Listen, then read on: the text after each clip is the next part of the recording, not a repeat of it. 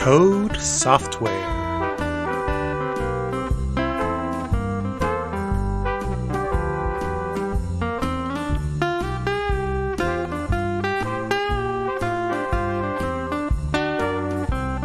Hello and welcome to the Decode Software Podcast, episode 13, some months after episode 12, due to real-life issues that we're not going to get into. We're back, baby.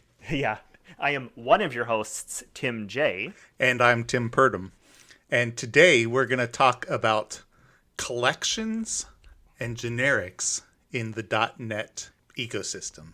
.NET languages like ecosystem is a better way to say it at this point, right? Because it's core and framework and everything fun like that. Exactly. And some of that starts off with the really low-level stuff that's actually pretty much across every computer language and framework, like the array. The array is kind of the foundational element. Like, I know when I took Intro to Computer Science, the array was talked about. It didn't matter what language you were using. This is how it's actually saved in the computer. And so, Tim, do you want to kick us off with kind of how that works? Oh, yeah. Well, it's funny that, you mentioned that arrays are part of pretty much every language out there. And it's that whole, like, programmers always, everything indexing starts with 0. Like, arrays start with 0. It's Right. the big fight thing. And that's just because fundamentally all arrays is contiguous memory, where you store an object in an array. It's just an offset from a starting point. Mm-hmm. So you figure out how many ever bytes each item needs to store as. So let's say it's 8 bytes. Then offset 0 is the first 8 bytes. Hence, it's the first item. And then offset 1 would be 8 bytes further down the chain. So an array is really, like, under the hood is just a pointer to a particular location in memory and some sort of understanding of how big an individual item is in memory and then how many items in total are part of the array.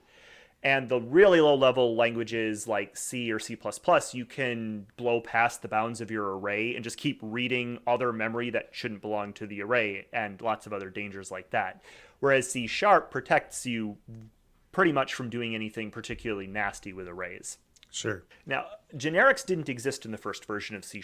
C#1 did not have generics in them. It was a feature that they added later. And because of that, generics don't exist when you get down into the actual intermediate language that's emitted by C#. Mm-hmm. The IL has no concept of generics. It's just a shorthand for things. Right. But an array is a fundamental part of the way that C# works. It has its own methods in IL specifically for working with arrays. And those are all just doing exactly that. You're reading chunks of data at offsets in an array.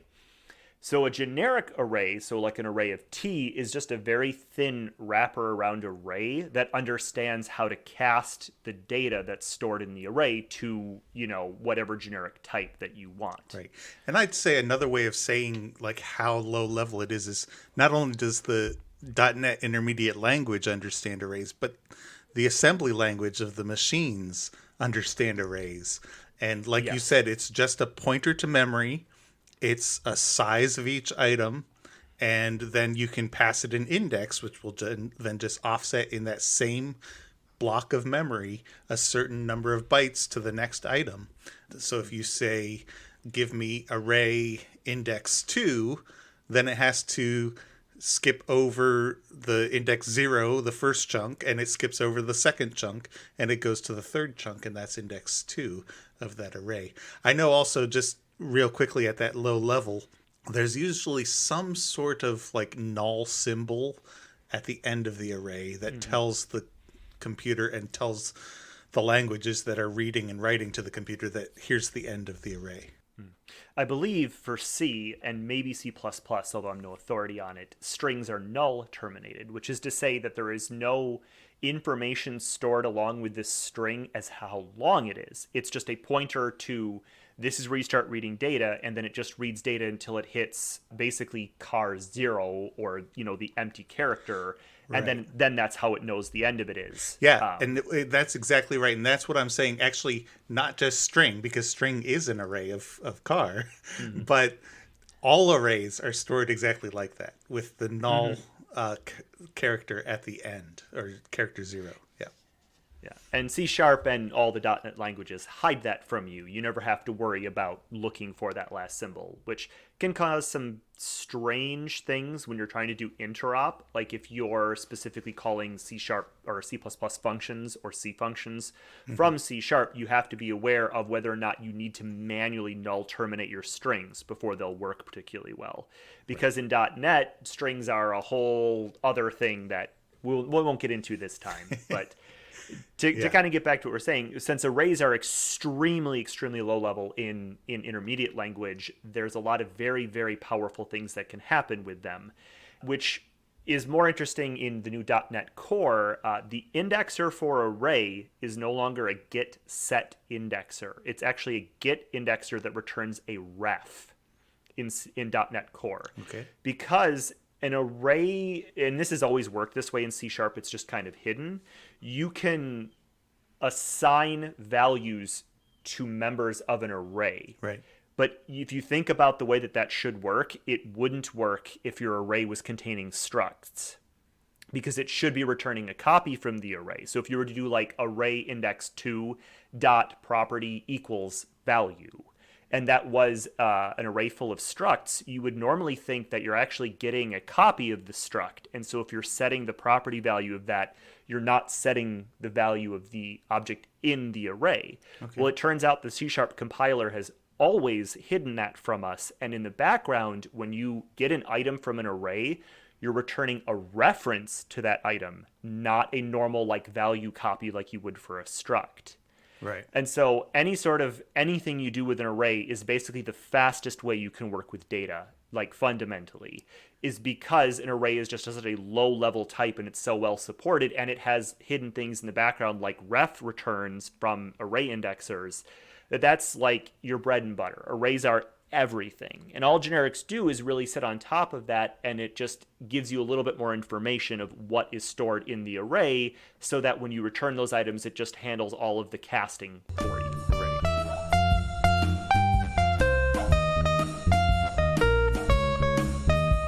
Yeah, I mean, that's a great way of looking at it, is that when you want something to do as little work as possible, changing one element in an array is really just laser focused at that one little block of memory. It doesn't have to write a new block of memory. It doesn't have to read memory. It knows exactly where to go and what to do.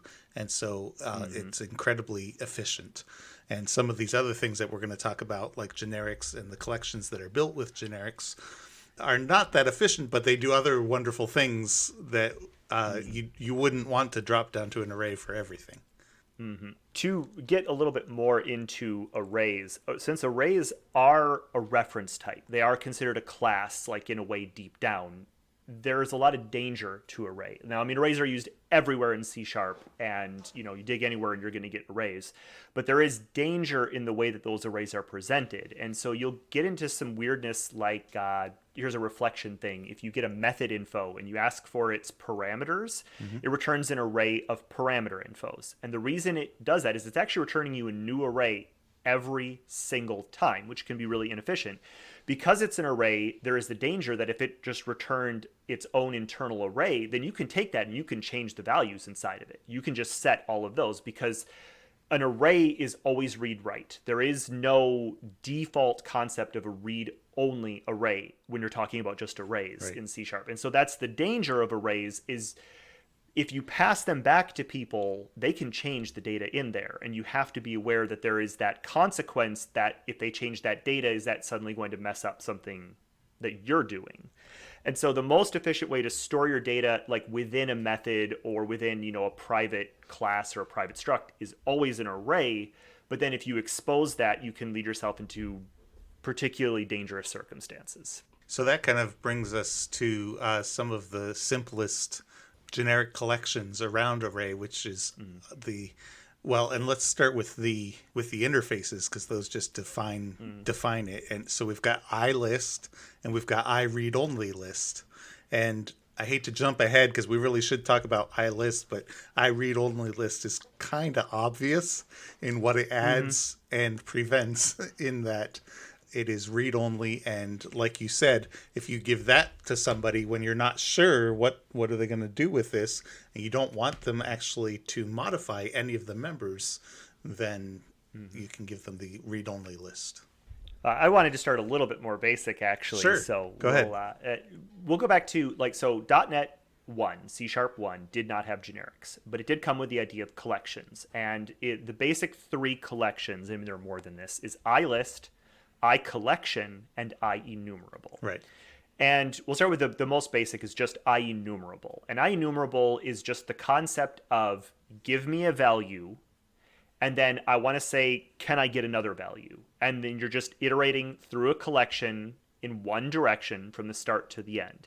And it's really, iEnumerable is the basis that everything is built on when it comes to link and collections and all of that. It's just it's kind of like a stream. You start at the beginning and you say, do you have data for me? And if it says yes, then you have data and you can do something with it. And at some point it will tell you, no, I do not, and you're at the end of it. So iCollection is the idea of iEnumerable with a count on top of it. This would be something like a hash set where the order of the elements is not important, or we don't want anybody to rely on the order of them. But we definitively know how many items are there. Right. So HashSet is a typical one for it. Dictionary also implements iCollection, which is a collection of key value pairs. Yep. And then above that, you have iList, which is an iCollection that also has the concept of indexing, where the 0th item is always the 0th item, the first item is the first item, etc. And they all build upon each other, but array supports all of them because an array is a list, it is a collection, and it is enumerable. Sure. So then when they added generics, they added the generic version of all of them, which is iEnumerable of T, iCollection of T, and iList of T. And T is just the symbol that they've decided is the default for these sorts of enumerables. And all of those look exactly like their non-generic counterpart, except for instead of just returning object when you're asking for things, they return the typed value. And then once they had iEnumerable of T and generics, then link exists. And link is a whole nother topic that we will get into at some other point. Yeah. But until we had iEnumerable with a generic type, link could not exist. Okay, so I have a question. So you're absolutely right. I mean, I knew that iEnumerable and iCollection are kind of lower level and they build up to iList, even though we tend to use iList a lot more commonly because we want all of those features available to us. It's important not to forget about those lower things. The one question I have is, okay, so iList, doesn't that include the add and remove methods? It does. But I thought you said array is an iList. It is. And here's where we're going to get into one of those great problems with C# is because it was not designed originally with generics and they didn't really think ahead. A lot of the interface types, especially around systems collections and system collections generic, are actually all very wrong because okay. I mentioned what collection is. Now, a list is different than an array. Array supports list, but a list is the idea of an ordered collection of elements that can be modified. And not just setting things at an index, but adding and removing arbitrary numbers of items. Right. And that's where we get into the idea of how it was created, because an array it implements the iList and iList of T interfaces. But if you try to do certain operations using list, like add and remove, arrays can blow up because they're not infinitely sized. They have to be created with an initial capacity, and that is all the bigger they can ever get.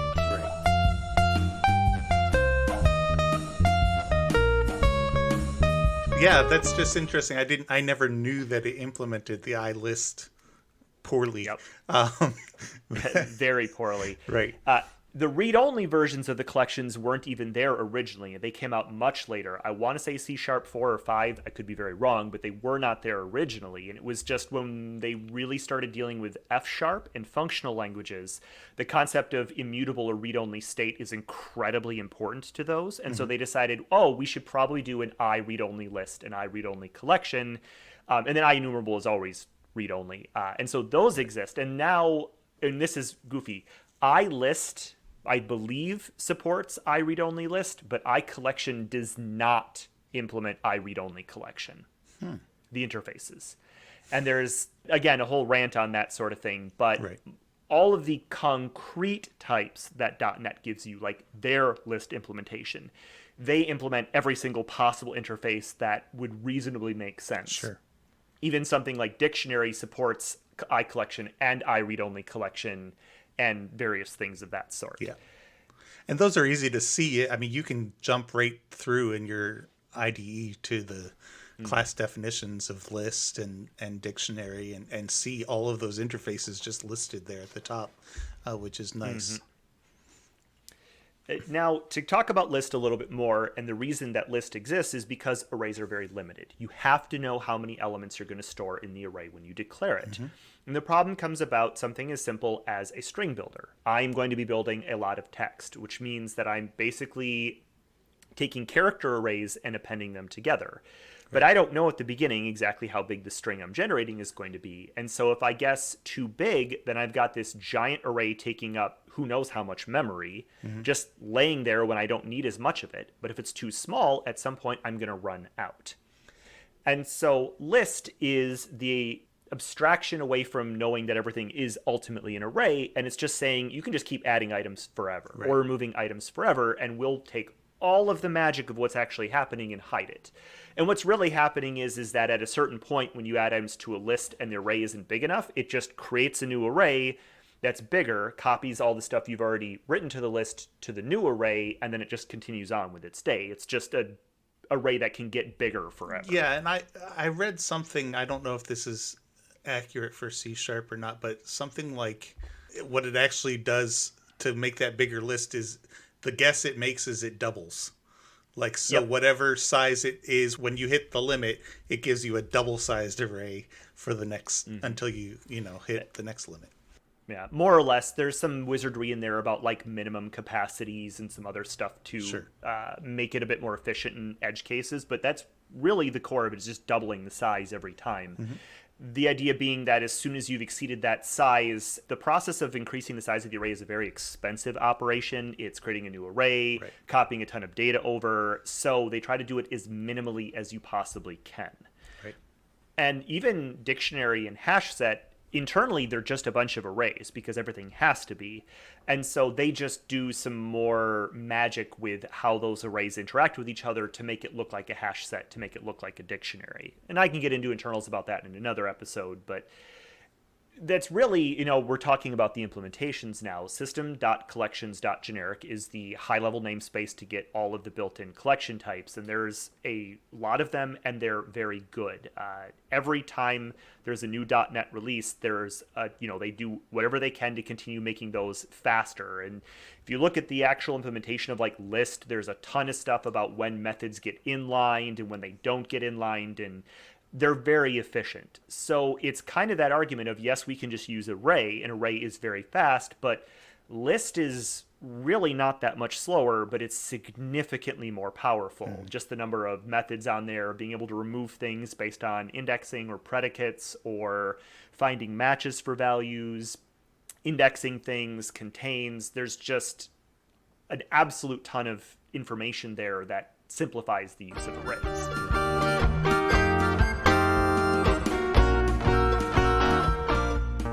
To me, add and remove are the heart of the difference between list and array, and the ability to just say, I don't really care how big my collection is, but I want to be able to add items to it. Maybe you're pulling data from a database and you don't know how many records are going to return. And as you loop through those, you want to be able to add whatever returns, however many records return. Well, that's a great use case for a list. A lot of that's abstracted depending upon your ORM or whatever, but just as an example. And when you want to remove things, let's say you have a UI where a user can just click delete on a row. Well, it's much easier to just say list.remove and give it, the index or the item, than to have to create the array all over again yourself. Yeah, because an array is just a bunch of slots, when you can't really remove something from an array. I mean, you could set the slot to null or the equivalent of null, Hmm. but when you do a remove, really what you need to do is shift the right side of the array over on top of the item that was removed. And list just does all that for you. It abstracts away all of the ugliness underneath. Right. It's really cool to look through the implementations of the collections. It's really good code if you ever want to see like what Microsoft standard is when it comes to things. I think the collections that they offer are really good studies, especially if you've ever wondered like how does HashSet work or how does Dictionary work, which are higher level collections where now we're getting away from the idea of what an array is, and there is an iSet interface and there's now an iRead-only set interface that I think just came out with .NET 5 or Core 5. But they're just the idea of a set is a unique collection of items where you can't add more than one of any given thing in there. So Right. if you have a list with 100,000 items in it and you say, hey, do you contain this item? It has to iterate through all potentially 100,000 items to tell you whether or not. But a hash set, you could say, do you contain this item? And it just knows. And there's magic behind the scenes with how hash tables are calculated. But it's a nice abstraction away from having to do all that manually. You can just say, hey, this is a unique collection. And then a dictionary is the same thing, except for it's a key and a value rather than just a value. And they're all using arrays and generics internally, and they're all using those same interface types, which is really to kind of go back to that, like, arrays are dangerous to expose to other people. That's what the interfaces are for. You can store all of your data in an array inside of your class or your struct, but then expose it as an iRead-only list or an iRead-only collection or an IEnumerable if that's the intended use case. Hmm.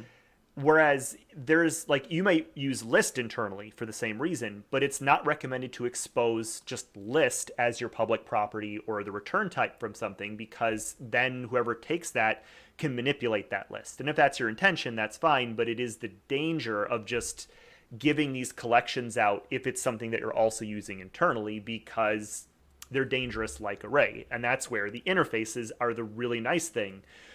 If you return iRead-only list from a method, you can return an array because it supports that interface, or you can return a list, or if you've got some other strange list type, like a linked, I think linked list might support iList. There's like stack and queue support iList. Okay. And so it gives you a lot more ability to use whatever collection type that suits your purposes while giving the consumer only the minimum amount of information that they need. Yeah, that's nice.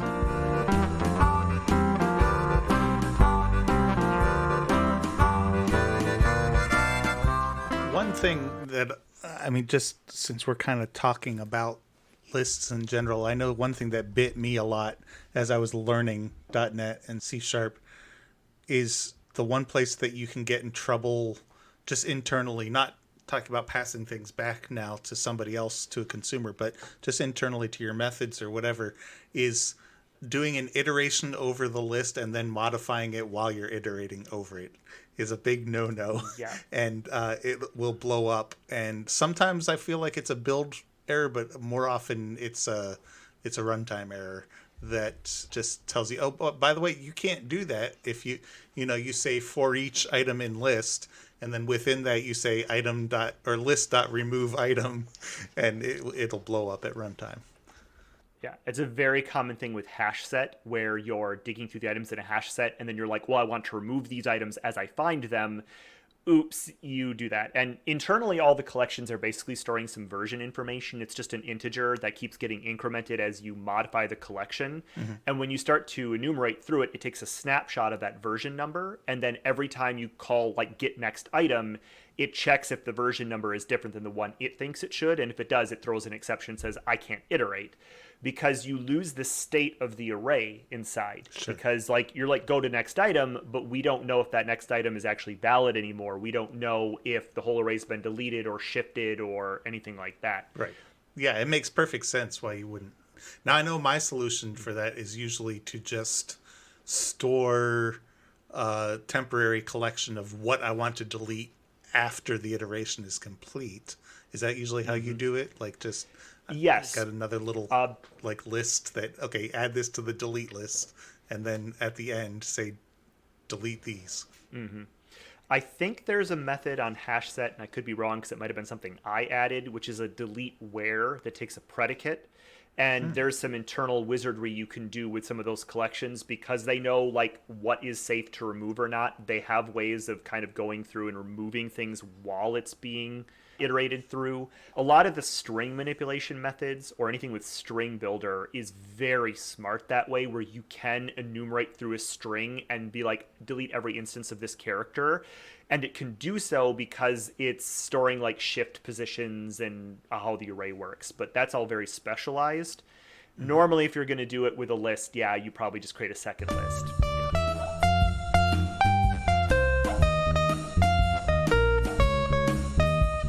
I know one thing that I do want to talk about, and I know we don't want to make this a whole episode on link as well, but I know that another danger that we run into is this idea that, at least via link, and there may be other ways to get in this state too, if you pass around IEnumerable, it can delay the actual running of the code within it.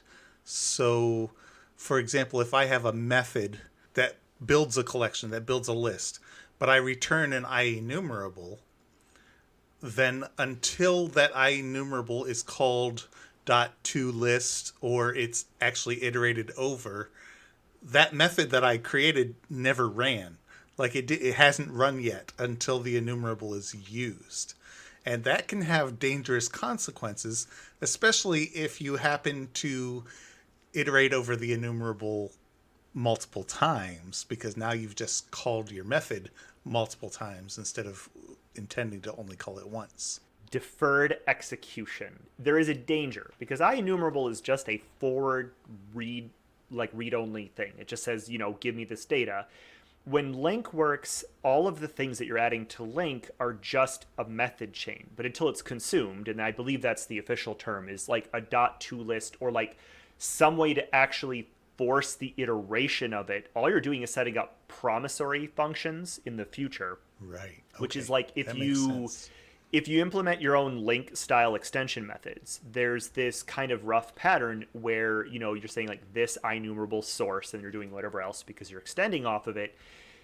If you have a null check in there, like you're like, oh, if my source is null, throw a new null exception, blah, blah, blah, do whatever, that null check will not fire until it is consumed. And that's not always what you want to happen because you actually want the null check to happen as soon as the method is like set up. And then you want the rest of it to be deferred. So it used to be the correct way to do it was to make one public extension method, which was, whatever my link extension is. I have one called one or default because there's a Hmm. first or default and a singular default, but both of them will throw exceptions in instances. Whereas my one or default is I want one item. If there's 0 items, just return the default. If there's more than one item, return the default. And there's actually no way to do that built into link. Don't ask me why. Okay. So my one or default method, the way that it was supposed to be done is in the one or default, you do the null check. And then you have another method called one or default implementation. And then you return the result of the implementation back from the IEnumerable. And so it's this ugly, awful pattern that a lot of people didn't know about because why would you know about this? And it Right. caused a lot of problems. Now the way to do it is with inline functions. And you Okay. return the inline function from within the same method. And there are Right. some helpers. I know Rider, I've seen a way in Rider you can tell it like I would like to generate the right code to do an IEnumerable. Nice. But that's the danger. Like IEnumerable as an interface is a very wonderful interface because it gives us link, which is frankly would be the one argue like if somebody's like you have one way to sell C# to anyone else, I would start with link. That's the only thing I really need to show the power of it. Yep. The problem with IEnumerable is no field should ever be IEnumerable. You should never store just IEnumerable ever. Like expose it as the return type all the time. Like please do absolutely, but never store anything as an IEnumerable because you know nothing about it. And it's that delayed execution. Like maybe the source of an IEnumerable is an array. Well, then it's really easy. We just know the number of items in the array and we'll go through it. Maybe that IEnumerable has no end because you don't have to terminate an IEnumerable. I have a randomizer that I use to generate random values for different things. And one of the methods on there is basically just an infinite number of random values where I could just say basically roll a d6 And as long as I enumerate, just give me another random d6. There's no end to that. There never will be. And so if you just try to iterate over it without knowing that, you're in for a world of hurt. And that's the gotcha, is like, you should never, ever, even as a local variable, you should never store an IEnumerable, because you no longer know anything about it. Whereas an I collection, because it has a count, there's at least some understanding that it is a definitive collection. Like, there is only so many items in this collection that I have to worry about. So I wouldn't store anything lower level than I collection, ever, because it's just dangerous.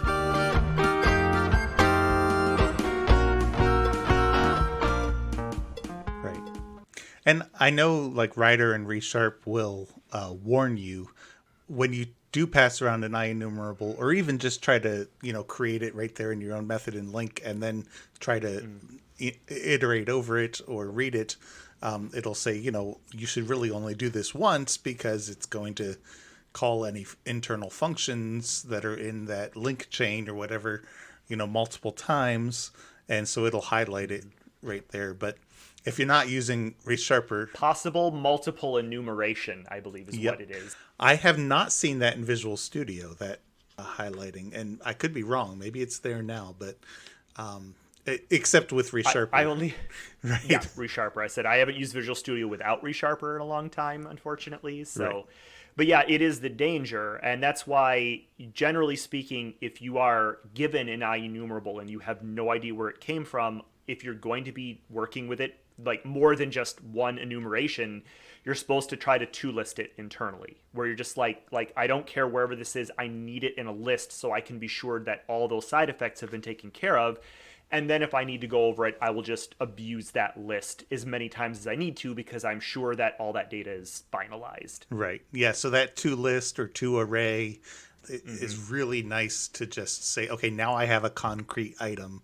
And like you said, storing in that variable, that concrete type, is really useful for knowing that all the functions are called, it's all done, it's created, it's ready to be used. As a follow-up to what you just said there, if you're going to store the results locally, toArray is fine. Otherwise, you should always use toList, because toList is smarter in using like object pooling and a bunch of other like tricks to kind of like assume ahead for you. And so it's just more performant, generally better for you to use in most circumstances, in just like memory usage and other patterns. Okay. So that's interesting. I would have assumed the toArray was more efficient, but so here's another thing that I know bites me a lot with generic collections and just collections in general, is equality. Because when we're talking about simple objects, I get equality there. I get there's an object.equals method, and then you can override that for each type and set its own equality. But basically it's a one-to-one comparison. However you set it, it's saying this object equals this object, yes or no, based on the parameters you give it. And then I'm using things like binding and WPF and Xamarin, and I have to keep track, because binding needs to know when something changes. It needs that property changed. And so I say, well, I've got this collection and I've got items in the collection, and if I change something at one of the items, then obviously the collection changed. And so why didn't it fire off on property changed? And the problem is, it really doesn't change the collection when you change an item in the collection, because the length of the collection is still the same. Even the objects within there are still the same objects. You've just changed a property on that object. Yeah, that's the issue with like notify list and trying to get all those really nasty WPF implementations to play nice with collections, unfortunately.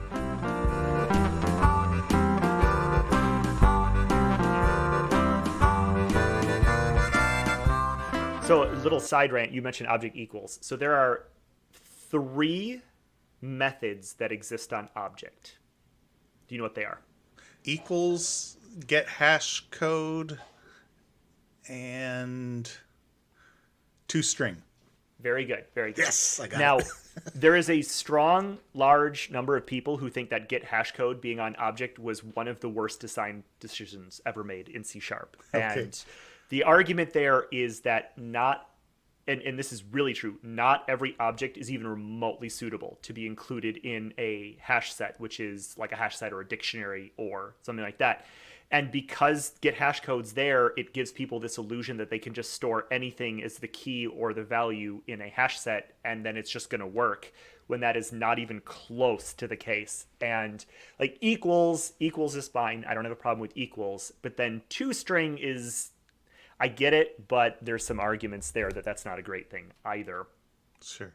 So you were talking about collections, and like a hash set in a dictionary, anything that uses a hash table needs to understand if two items are the same item. So if I've got like I've got a collection of people, well, are these the same people? Well, I might decide that because I'm storing social security number, that that's the thing that determines whether or not people are equal. And the trap here is you have to understand how those collections work to understand that it's not just object.equals. It's also whether or not you've got the equatable Right. interface defined on your type. And it's also get hash code. And this is where the trickiness comes in. And this is reference types versus value types. Any struct by default, when you call dot equals or equality comparer t dot default dot equals, it's really just checking all the individual fields because it's just a struct, and it'll just go all the way through the fields. That's all it does. But for reference types, so classes and object, it's reference equality, which means that you can have two objects that look identical for all of their fields, but they are not the equal thing because they are separate objects. And that's, kind of C# 101 a little bit, but then that leads to all of the gotchas, because if you're storing a bunch of structs in a hash set, or if you're storing a bunch of classes in a hash set, their equals and get hash codes might be completely opposite of what you're thinking of. Right. And see, get hash code is just intended on saying, for all of the data in this object that you care about, return for me an integer which should uniquely identify this object. Right. So if you've got, like, say, a key value pair stored in a dictionary, if you call get hash code on it, it's the hash code of the key and the hash code of the value basically zored together. And there's hash code algorithms are a whole other topic. The issue is then, like, say we've got this person class and all we care about is the SSN. Well, if I say, if I override equals and I just say, does the other person's SSN equal my SSN, then that will determine equality. So you're like, oh, does these two people equal dot equals? Yes. But then if you do double equals, they will not be equal, because double equals is your reference equality. So you have to override your double equals operator to get that to work. All right, so let's say we do that. So person double equals other person, or person dot equals other person works fine. We start storing them in a hash set and suddenly nothing's working right. We're getting weird collisions. We're asking if this person exists in the hash set and it says no, but we know we've added it. Well, that's because they need to use dot or get hash code. So then you have to override get hash code to return a hash code only based on the SSN.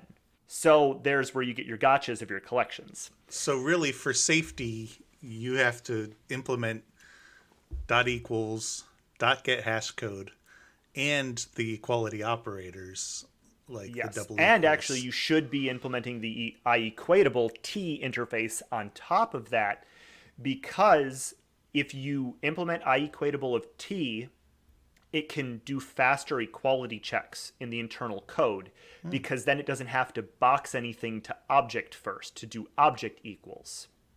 I was going to ask you what the advantage of that interface was, so that's good to know. So it doesn't drop down to object if you do that? Nope. And so, like, every built-in C# type, your shorts, your ints, your longs, your date times, like any of those level types, every single one of them implements equatable of that own type, because the system then doesn't have to box any of those. And so if you're implementing your own class, it's not as much of a problem, because, like, every class is an object already. But if you're doing any sort of struct you intend on storing anywhere, it's critically important to override that for the maximum performance of how to compare everything.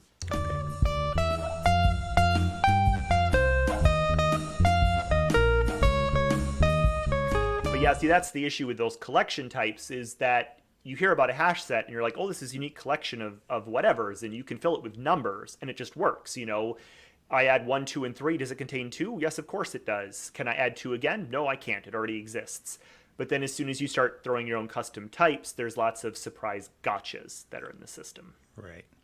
And that also will break, if you've ever seen the writer warning, you were talking about writer warnings. If you do git hash code, and in your implementation of git hash code, you reference any non read only fields, it will give you a warning. And it will be like, hey, you've used non read only fields in git hash code. And the reason for that is, let's say you throw an item into a collection, to a hash set, and then you change the properties on that item that affect its hash code. The hash set doesn't recalculate it. It doesn't figure out where that item should have existed. You've just changed all of that data. So the next time you query that collection, do you contain this object? It might suddenly find some weird object in a place it wasn't expecting because you changed the hash code implementation behind the scenes. So you should never store an item in as a key of a dictionary or in a hash set unless it is immutable or you're absolutely sure you're never going to mutate it after you do so. I might need you may have to write up a little sample code on that one because I didn't quite follow it. So maybe we can put it in the show notes. Yeah, I definitely do so. It's these collections are very powerful, but unfortunately the way they were implemented, there's just an absolute ton of gotchas. And especially the idea that every object has git hash code, it hides that from people. Whereas if they had designed it correctly and you needed like an hashable interface on whatever you implemented before it could be added to a hash set or a dictionary, it at least would have warned you then, oh, why can't I add this? It must implement this hashable interface. I implemented this hashable interface. Oh, why do I have to implement git hash code? Oh, then you're aware of it. You can go to the documentation. You can understand what it is. And that's where the gotcha comes from is it just exists as this method and you aren't aware that you need to override it.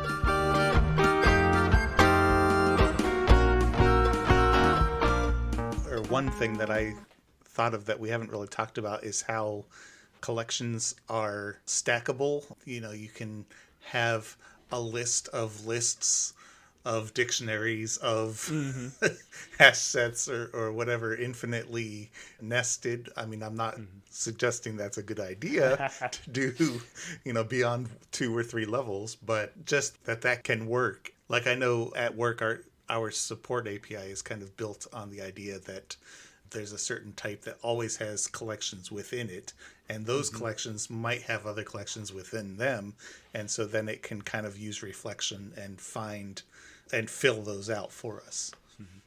Lists of lists are a really good way of doing, what is it? Not 2D arrays, like the arrays where there are different lengths in each slot. I don't remember the official term for it. It's like non-standard arrays, but lists of lists are a better way of doing that because when you get into 2D arrays or arrays of arrays, you get into a lot more gotchas and a little bit more chance that you're going to blow past the bounds of something, or you have to very specifically know how to instantiate all of those because arrays start full of nothing. So then an array of arrays is just an array full of nulls at first. And so there's a lot of gotchas, whereas just a list of lists is a little bit easier to manage how to do that sort of quasi 2D arrays type.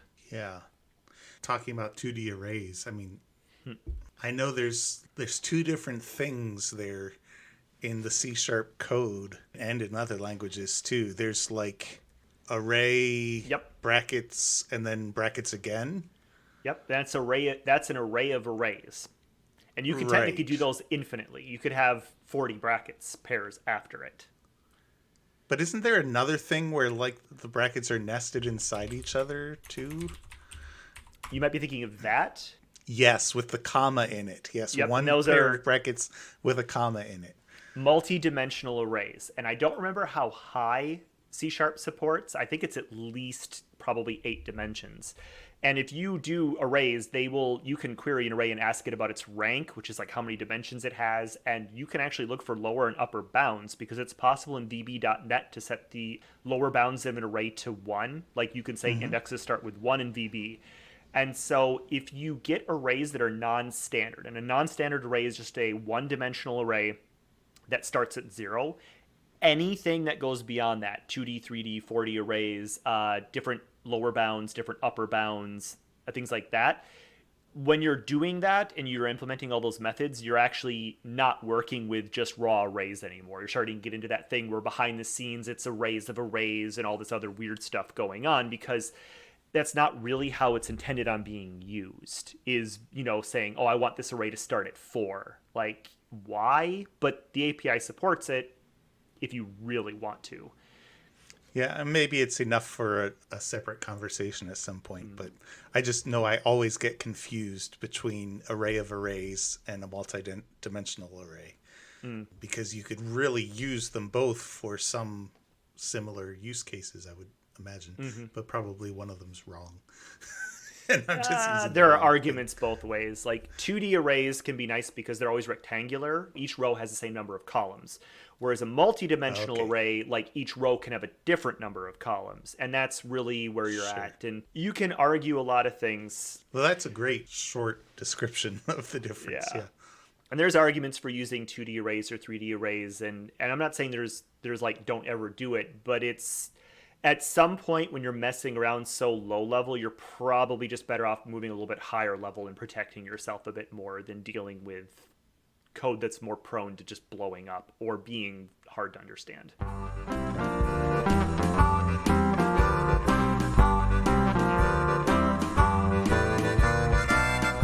Well, if you are listening and have gotten this far and you have questions for Tim or I about collections and generics and anything we missed or anything we got wrong, please let us know. You could leave a message on the tocode.software website. You can tweet me at Tim Purdom, or let's see, did we have anything else? I know Tim's still not on. Yeah, Twitter, I'm but done with social media at this point. no, that's fine. Just send me a message and I can pass it on to Tim if you have a question for him.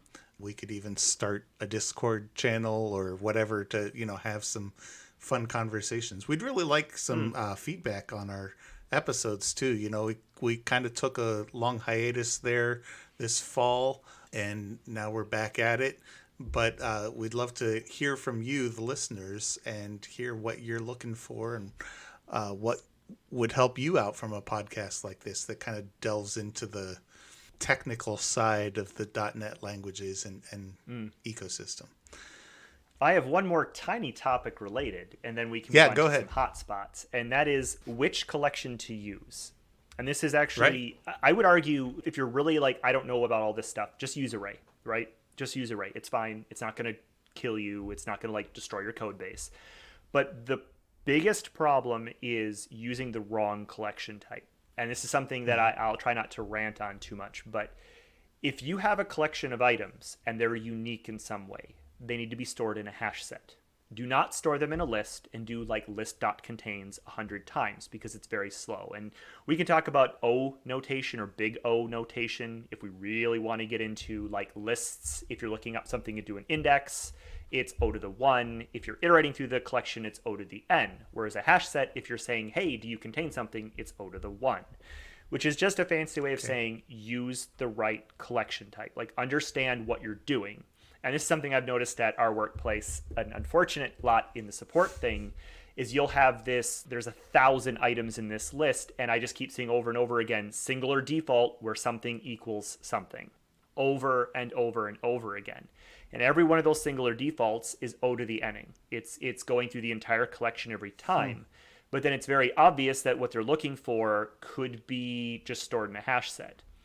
And that is one really great thing, as a tiny side thing about HashSet. You can tell it how to determine equality within itself by passing it an iEquality comparer, which is an interface that basically says, here's how to determine equality, here's how to determine get hash code, so you can override the default behavior. So let's say we go back to those list of people, and we've decided that person is SSN is the only thing that matters. But then we've got this other collection where we actually want to store people by their unique first, middle, and last name. You can make your own iEquality comparer implementation, which compares those three, pass that into the hash set, and then just freely add people and have it compare them that way. And that's really the gotcha there, is understanding that HashSet and Dictionary are very powerful and want you to use them, But so many people just store things in a list. It's so easy to just be .to list, and then you've got 100,000 records, and it seems really fast to just be like, do you contain this? Do you contain this? But it'll bite you really bad. And I know premature performance optimization is a really bad thing, but just choosing the right collection type can save you so many problems in the future. And there's a ton of great articles about it all over the internet. Just search, difference between .NET collections, which .NET collection type to use, and there's plenty of people out there who will explain it. But that is far more important than understanding that there's any IL component to array or what the different interface types do. It's to understand why. Why do we use these collection types? Why do we use a stack? Why do we use a queue? Why do we use a linked list? Boy, you really nailed whoever wrote our support API at work, who may also be on this podcast with you. But he may also not understand the hash set that well and needs to study up on it more. And in my defense, I will say that, I came from other languages like Swift and JavaScript that really hide all of this even more and basically make an array in those languages can do all of this, right? I mean, you can add to an array, you can remove from an array, you can reorder an array, you can do all of this stuff. And because what they're calling an array is really an abstraction on top of the machine language array, just like list and hash set are.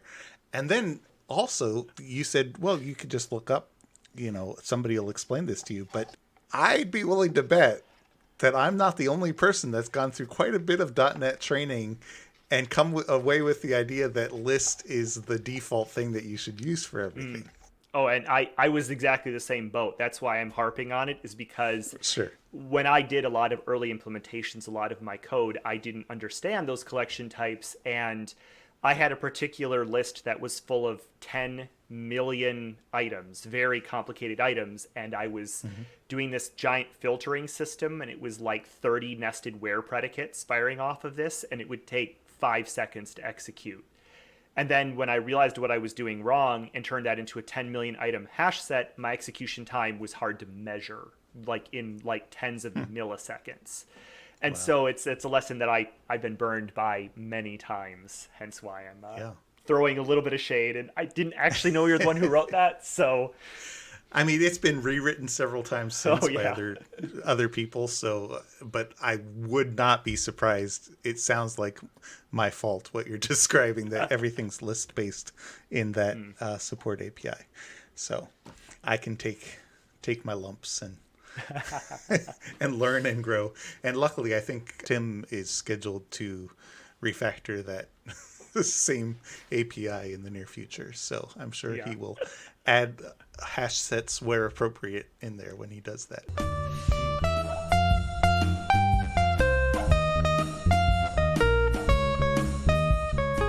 Let's just list the concrete types here. We've got list, we've got hash set, which is more of like a unique list.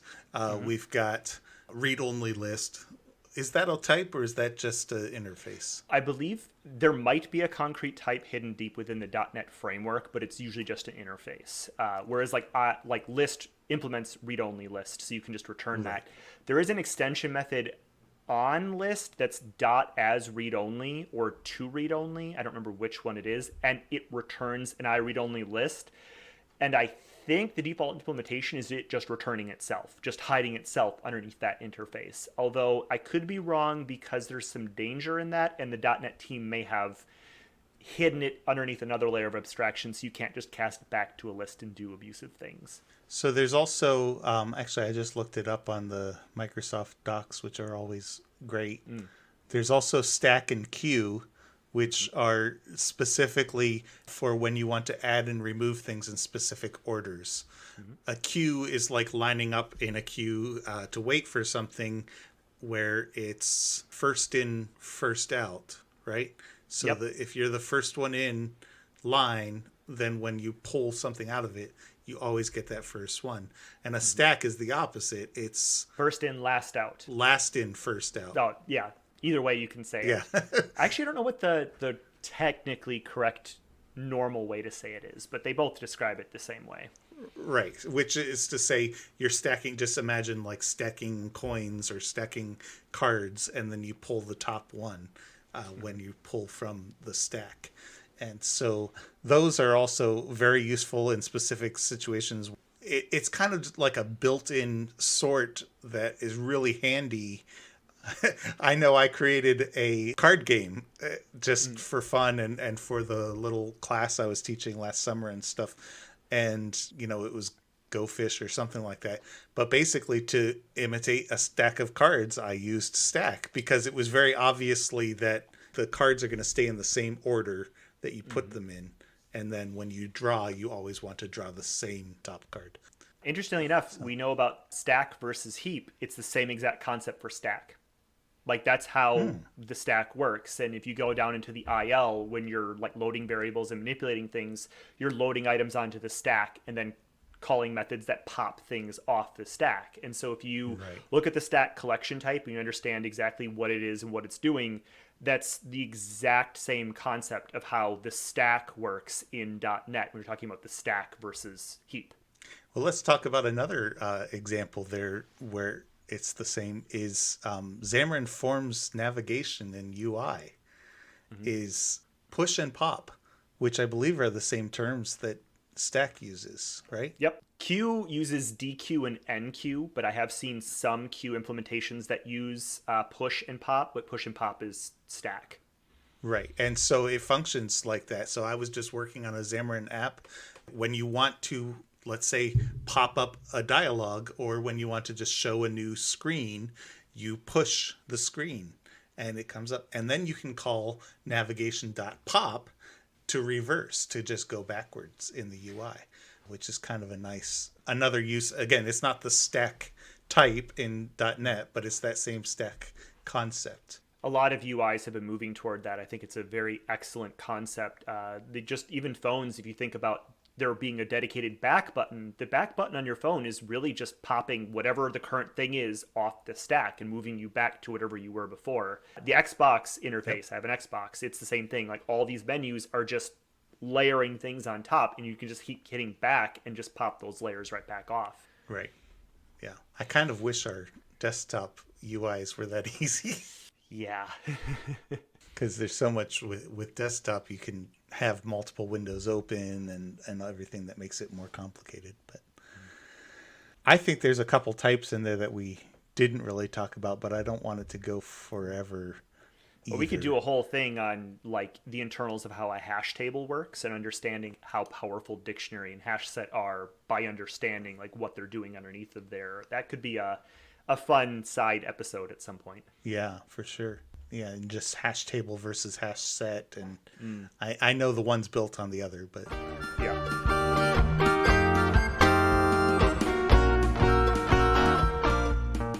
But why don't we wrap this episode up there, and we'll talk about our hotspots. You should go first because yours is more business. Okay, so I did a hotspot earlier this year about my Surface Book 3 that I bought, and I'm really happy with that new computer.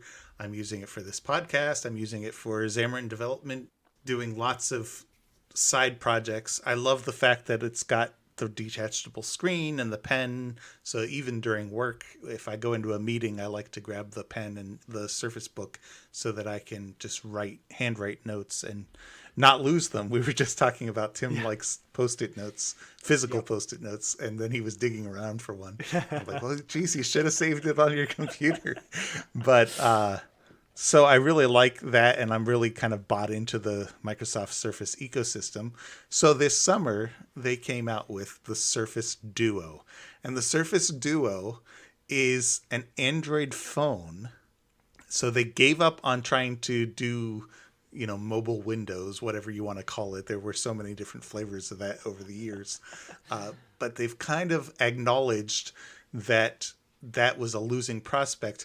And I think that was a good choice because, I mean, if you look at BlackBerry, they tried to come out with their own OS and get back into the mobile market, and they had no apps. And Windows Phone, the last iteration of that, was the same problem. And you even see it in the Windows desktop app store that it's not nearly as populated as the Google Play Store or the Apple App Store. And so just for that, having that full featured, hey, I can get any app I want. They've already, invested in Microsoft Office on Android. Oh, It's fully featured. Yeah, I mean, you really can do everything there. They've had that for a couple years now. Okay, so the Duo. I bought a Duo. I was up for a new phone. I hadn't gotten a new phone in like 3 or 4 years. And I've been an iPhone guy since iPhone 3G, which I believe was the second, 2007 or something. So over a decade, I was an iPhone guy. And when I saw I this, forgive you. yeah, I know you're an Android man, but this was the first Android device that actually intrigued me enough to want to switch. You know, the cool thing about iPhone is the same as the cool thing about Mac, which is it just works. And, you don't have to delve into the deep nitty gritty technical setup stuff.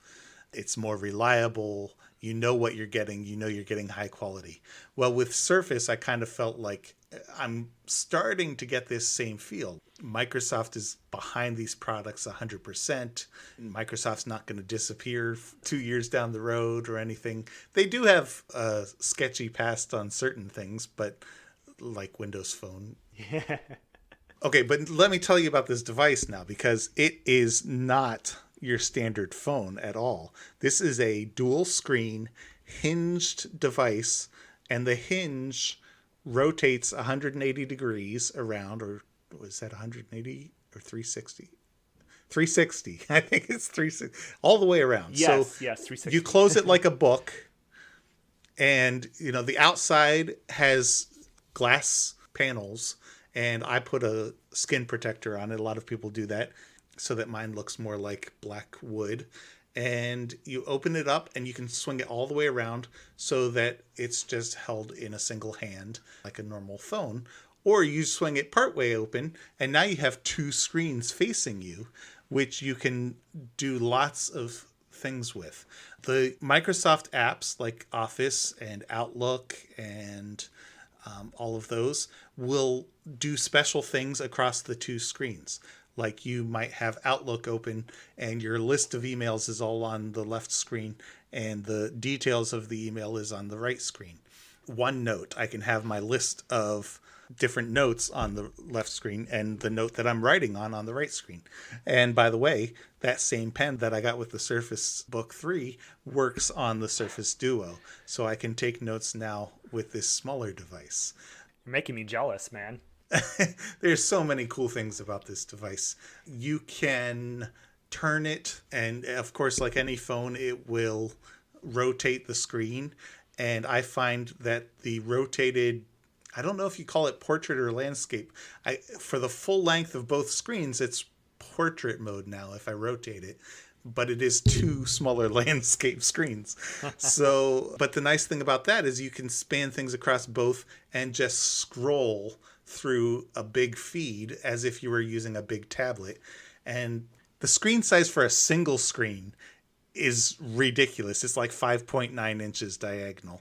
And the screen size combined is like 8 something. So this is, comparable to an iPad mini or a 9-inch Samsung tablet when you have it open. But it fits in my pocket, And I found even with a single screen, that it's a 4:3 aspect ratio, and I like that because most phones are getting taller and taller and skinnier and skinnier. Like you look at the Samsung Note 20 is like I don't even know what the aspect ratio is, but it's ridiculously long and skinny. And to me that's hard to read because then your words are wrapping around, over and over again.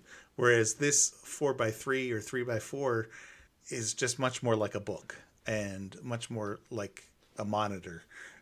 And man, I could just go on forever about this device. It had really mixed reviews. right? And some of it is legit. There are things to be very careful about with this device. The glass is fragile. This device is not, it's not waterproof. It's not going to survive if you drop it without bumpers. They do sell bumper, or they give you a bumper with it. That tells you how confident they are in the glass. I'm not using the bumper, but I'm just wandering around my house, and I'm always good about closing it. And I have the skin protector on the outside, so at least that will probably stop the glass from shattering. The camera, because they refused to sacrifice on this idea of a super thin device. I didn't mention it's 4 millimeters thick when you open it up. Wow. And they refused to compromise on that. So the camera depth is only 4 millimeters. And if you know anything about cameras, that depth really matters. And that's why most modern smartphones have a camera bump, because they have to get that little extra depth in there. So, an iPhone camera, if you measure the bump, is probably 12 millimeters or something. I don't know, it's like 3 times the depth. So the camera has issues. It's an 11 megapixel camera. Most of them are 12 or above now. It's not great with low light. They are pushing out updates monthly. Microsoft is committed to a monthly update cycle, and they've already hit that. I just got the November update yesterday, and it's supposed to be helping with the camera software. Like on the software side, they're doing more with that. The other things that people have dinged it on in reviews are things that I don't really care about that much. It does not have NFC, the mobile payment. But you can pair it with an Android watch, and then you have it because it's in the watch. There you go. So who cares? And do you have said Android watch? I do. I got the Fossil Carlisle, I think it's called. It's a pretty nice Android watch, and it works great with the Duo. I had to do that because I had the Apple Watch with my iPhone, and I was just so used to that, getting my notifications there, doing my exercise tracking there and everything.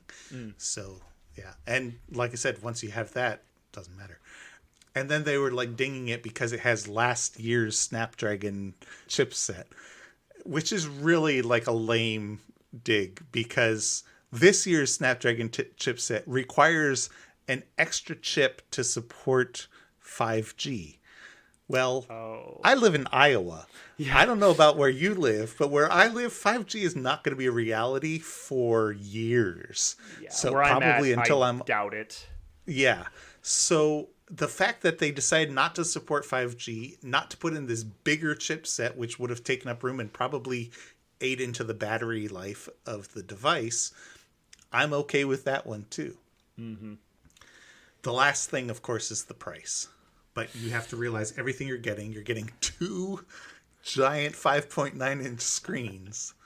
The price is, I think is it 13 and 14 or 14 and 1500, depending on the memory size. I mean, that's really reasonably powerful notebooks. Like my wife's computer that can actively play video games at 60 FPS on a 2K screen without even trying was less money than that. And that's like a full-featured 17-inch laptop, et cetera, et cetera, et cetera.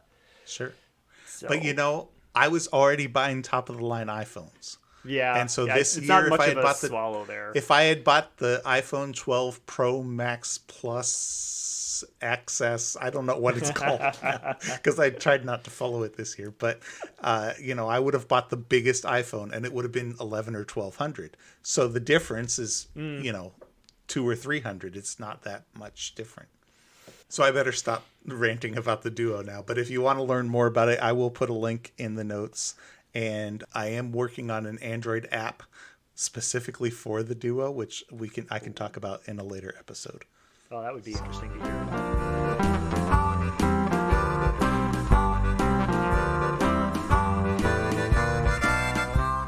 So what's your hotspot, Tim? My hotspot is so much more casual. It's just some video games I've been playing lately. I've been a video gamer for my entire life, but as I get older and my time becomes significantly more precious, I just have a lot less time to dedicate. So I don't play a lot of common Call of Duties and stuff where they're expecting you to spend 40 hours on a game to get good at it. I don't have the time anymore. So I traditionally only play single player games, and it's really hard for me to justify spending the money on something and just not knowing how good of a game it's going to be. Well, Sure. recently, Supergiant Games, the creator of Bastion, Transistor, and Pyre, which, other than Pyre, are some of my favorite games of all time, came out with a game called Hades. And it's a kind of a quiet indie game sort of thing. It's not AAA, it's not $60. I don't remember if it's 20 or 30, but it's a roguelike kind of action RPG style game set very firmly within Greek mythology about Hades and all the gods and all this other stuff. And I don't want to spoil anything, but Supergiant games have been some of my favorite games of all time. They're very regularly reviewed. Their soundtracks are beyond excellent. Their voice acting is amazing. And when Hades came out, it just didn't receive a lot of press. And I snap picked it up because I have that much faith in their company. And I'm 30 hours in, my wife is 20 hours in, and we just can't stop playing it. It's so addicting. It's like the most perfect roguelite I've ever played in my entire life, in the sense that you don't feel like you're grinding forever. It feels like you're constantly making progression. The story is excellent. The voice acting is top notch. The soundtrack is divine. It's just one of those games that if you have any interest in that style of gameplay, and I would just look up Hades, it's on Steam. I don't remember if it's available for consoles. I own it for PC, but look up the reviews on it. If you like anything about that style of game, you will love the game. It is just absolutely amazing. Before that, I was playing a roguelike called Dead Cells. I have Mm-hmm. 150 hours into Dead Cells, and after playing Hades for an hour, I'm not sure I can ever play Dead Cells ever again. They nailed the formula that perfectly in just one of those games. And my wife, who's not an ultra competitive gamer, absolutely loves Hades, has been playing it 20 hours herself. It's just an amazing game I would very much recommend. And my second half, my hotspot, is another game that I just picked up about 4 days ago, and it's becoming the new addiction, and that is a game called Fuser. It's made by Harmonix, who are the people who made Rock Band, and also the original creators of Guitar Hero. Okay. I've always loved music rhythm games. I owned the first Guitar Hero and all of that, and I Yeah. quickly fell into the Rock Band ecosystem, which was Xbox, more likely Xbox than the Guitar Hero brand that eventually became a bit more PlayStation. And a while Sure. ago, the last huzzah, because the whole genre died, and there was this last huzzah of Rock Band 4 and Guitar Hero, I don't remember the name of it, but it came out and it was the last huzzah. But Harmonix has been supporting Rock Band for years at this point, and Mm-hmm. every piece of content I've ever purchased for the game, including my owning of Rock Band 1, which is over a decade old, all of it still works. And so Harmonix has earned my trust and loyalty that if I buy their games and I support them with DLC, they're not going away anywhere. And in fact, like even right now on my Xbox One, I can still play every Rock Band song I've ever purchased in my entire life. And so they came out with a new game called Nice. Fuser. And Fuser is kind of a DJ mixing game where you have different tracks and you mix them up on a DJ table and you spin them together. And you can look up gameplay footage, but it released a couple of days ago and not a lot of people are talking about it, mostly because you can't stream it without getting DMCA takedowns instantaneously because it's all licensed music. But there's no Sure. peripheral, there's no plastic guitars, there's no like gizmos or whatever. You just buy the game. It's $60 for the regular or $100 for the VIP edition, and you get the game plus a ton of songs. And I was like on the fence, not sure if I'm going to like this. And now my wife and I fight over who gets to use it on the TV. She's literally downstairs right now playing the game. If you like mashup style music, you like Girl Talk, Ice just any sort of remix artists, you might like the game. It's very fun. If you like anything about the gameplay, like trailers, it is just beyond addicting. We got songs stuck in our heads. We're always playing it now. And if you like the rhythm game genre and you're maybe not so much into wanting big plastic peripherals laying around, I would highly recommend it. We were a little hesitant in dropping that kind of money. I mean, $100 for a video game, because yeah, it's a lot of money, but it has instantly paid for itself, and they're intending on supporting it indefinitely. And since there is multiplayer, but it's primarily single player, I'm not worried about them going away. Like Guitar Hero, the new one, it's gone. If you spent a bunch of money on it, too bad. you didn't get anything for it. Meanwhile, I can still play Rock Band 1 songs years later. And so it's my kind of like, if you're going to support a company, it's hard to choose who to give your money to, but I have faith in Harmonix that they're not just going to disappear tomorrow. And it's kind of like what you said about your phone. Microsoft has changed their game so much lately. I have infinite faith in Microsoft now to not abandon products like they used to. So, Right. yeah, those two games are all I play lately. In fact, when I'm done with this podcast, I'm going to be playing Hades for a while. And so, if you're looking for some video games, go take a look at those. Nice. Okay, Fuser. Fuzer. Fuser. Fuser. Got it. Yep. And I'm sure we'll get a link in there, but Yeah. just wanted to make sure that it was easy to look up. With your music background, you might really enjoy it. I would recommend taking a look. For sure. So, I do enjoy those. I mean, it's been many years since I've really played with any of them, but the Rock Band and Guitar Hero games, and I love that style. And I'm interested to learn that you really enjoyed those games because you always saw yourself as a non-musician. But those games require quite a bit of rhythmic accuracy in I'm order a to drummer. succeed at. I'm a Well, drummer. there you go. That's Yeah. a musician. My wife plays guitar, and I play drums in Rock Band, and we play all the I time. know that's the joke that, drummers are not musicians, but they really are. And that's really a cool thing. I remember completely side story, but I think it's cool. I think it was Rock Band had an edition for iPad. And this was when I was teaching a decade ago. And so we did Rock Band in the classroom where we had the iPad hooked up to a projector so all the kids could see it. And one kid would get selected to go up and play, tap on the iPad and play the game. But the other kids had tambourines and hand drums and bells. And basically we played it on the drum track. We played as the drummer. And so like each color was a different instrument set. So like tambourine would go with snare drum because it had kind of the same snap to it, and the bass drum was the hand drums, and so they would have to play right at the right time with the recording. It really got the kids excited about music. Those games were always better to show to an audience, to be able to play it out there. I never thought about using it as a teaching tool, but that's really a cool idea. Yeah, it was a lot of fun. I mean, I didn't do it a lot. We actually, we would crank it up, and then the classes around us would get annoyed because we were really loud. But, Yeah. I used to do Rock Band at a anime gaming convention that I ran. There would be one of the evenings I brought my entire Rock Band setup, guitars, drum, mic, and all of that, and a big TV and a big speaker system, and hook it up in a corner of the gaming room, and we would let people just come on and play it, and they would have their own TV to look at, but then we would project the whole what's actually going on in the background, and we would use that as kind of entertainment in the room, is that everybody could listen to the music as people were playing Rock Band together, and it's an amazing social activity. yeah. Boy, I miss that. Social events. Yeah, social activities. What are those? Yeah. Seems like we're in it for the long haul now. Well, we made it to the end of an episode. We better stop because Yep. it's getting long. And thanks, Tim. It's thank been you. great to get back into this.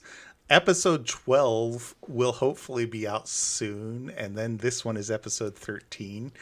12 I kind of hung on to over our hiatus, so apologies for that, but we'll try to get back into this a little bit more often. And again, please leave us a review on Google Play or the Google Podcasts, Apple Podcasts, wherever you're listening, or send us a note on the website, and we'll talk to you next time. All right, well, have a good one. Yep, see ya.